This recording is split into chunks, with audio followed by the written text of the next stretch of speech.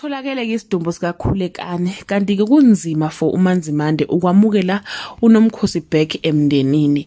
Hello everyone, welcome back to Sunday Live Show and thank you so much guys for tuning in. I'm here to update you of what's going to happen on Umkhokha from the 18th to the 22nd of November 2024 on Monday. Nomkhosi returned to the Mthembu home, but Manzimande wants nothing to do with her. Ndlovu's wife fears Mthembu's wrath on Tuesday.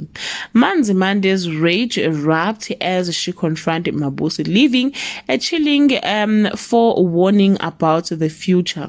Kapsile blames Nobuntu for her heartbreak on Wednesday.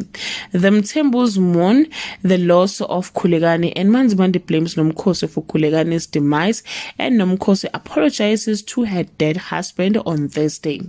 Mabusi has to console Nomkhosi, who feels like she has nothing to live for. No tragedy is enough for Ndlovu when man is concerned on Friday. The proverbial prodigal son is buried. A grieving mother issues a stern warning to a family form.